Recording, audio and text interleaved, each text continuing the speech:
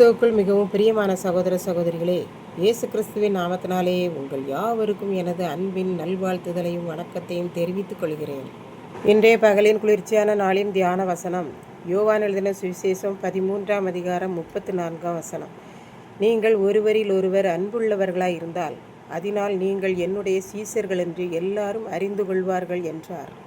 இயேசு சீசர்களை பார்த்து, என் அன்பான சகோதரர்களே, நீங்கள் உங்களுக்குள்ளே ஒருவரை ஒருவர் நேசியுங்கள், அன்பு பாராட்டுங்கள் என்கிற புதியதான கற்பனையை உங்களுக்கு கொடுக்கிறேன் என்றார். நீங்கள் ஒருவரை ஒருவர் மன்னித்து ஏற்றுக்கொண்டு அன்பு கூர்ந்தால் என்னுடைய பிள்ளைகளாய் நான் உங்களை ஏற்றுக்கொள்கிறேன் என்றார். மற்ற மனிதர்களும் நீங்கள் என்னுடைய பிள்ளைகள் என்பதை அறிந்து கொள்வார்கள் என்று இயேசு கூறினார். சீமோன் பேதுரு இயேசுவை நோக்கி, ஆண்டவரே, நீர் போகிறேன் என்று கூறி எங்களுக்கு பயம் உண்டாக்குகிறீரே, நீர் எங்கே போகிறீர் என்று கேட்டார். அதற்கு இயேசு, நான் போகிற இடமாகிய பரலோகத்துக்கு இப்போது உங்களால் வர முடியாது. உங்களுடைய மரணத்துக்கு பிற்பாடு நான் இருக்கிற இடத்துக்கு நீங்களும் வருவீர்கள் என்றார். அதற்கு மறுபடியும் சீமோன் பேதுரு, ஆண்டவரே, நான் இப்பொழுதே உன் பின்னே ஏன் வர முடியாது? உம்மை எனக்கு ரொம்ப பிடிக்கும். ஏன் உமக்காக நான் என் உயிரையும் கொடுக்க தயாராக இருக்கிறேன் என்றான். அதற்கு ஆண்டவர், எனக்காக உன் உயிரை நீ கொடுப்பாயோ?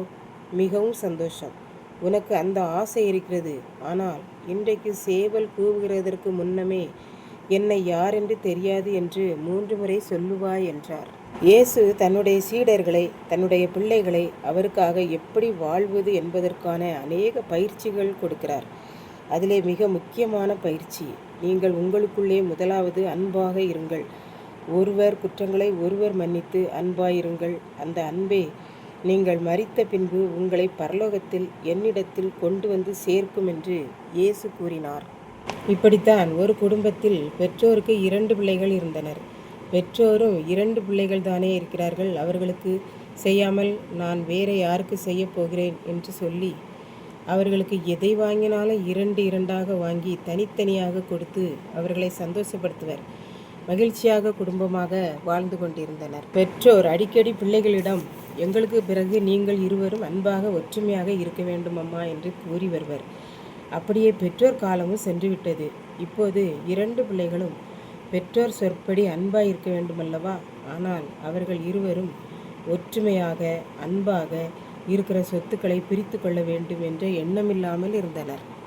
அக்கா தம்பி சம்பாதித்து சாப்பிட்டு விடுவான், எல்லாமே எனக்கு வேண்டும் என்ற எண்ணம் கொண்டவளாய் அத்தனையும் அபகரித்துவிட்டு தம்பியை விட்டுவிட்டாள். இப்போது அன்பு எங்கே போனது என்று தெரியவில்லை. இதைத்தான் நம் ஆண்டவர் சொல்கிறார், நீங்கள் ஒருவரில் ஒருவர் அன்பாயிருந்தால் என்னுடைய பிள்ளைகளாய் இருப்பீர்கள் என்று.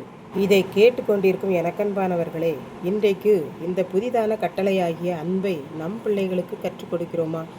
அவர்கள் 2 பேரோ 3 பேரோ ஒருவரை ஒருவர் நேசிக்கிறார்களா, அன்பு பாராட்டுகிறார்களா என்பதை சிந்தித்து பார்ப்போம். நாம் நம்முடைய பிள்ளைகளையே ஆண்டவருடைய சீசர்களாய் பிள்ளைகளாய் மாற்ற முடியவில்லை என்றால், பரலோகத்தில் ஆண்டவரோடு சேர்க்க முடியவில்லை என்றால், நாம் வேறு மக்களுக்கு எப்படி சுவிசேஷம் சொல்லுவோம்? இன்றைக்கே நம் பிள்ளைகளுக்குள் அன்பு பாராட்டுவதற்கான வழிமுறைகளை மேற்கொண்டு புதிதான கட்டளையாகிய அன்பை கொடுப்போம். கர்த்தர்தாமே இந்த வார்த்தைகளை ஆசீர்வதிப்பாராக. ஆமென். ஜெபம்.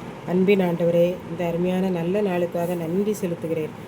இப்போதும் இந்த வார்த்தைகளை கேட்டுக்கொண்டிருக்கிற ஒவ்வொரு பிள்ளைகளும் புதிதான கட்டளையாகிய அன்பை தரித்து கொள்ள உதவி செய்தருளும். மீட்பர் இயேசு கிறிஸ்துவின் நாமத்திலே தாழ்மையோடு வேண்டிக் கொள்கிறேன் பிதாவே. ஆமென்.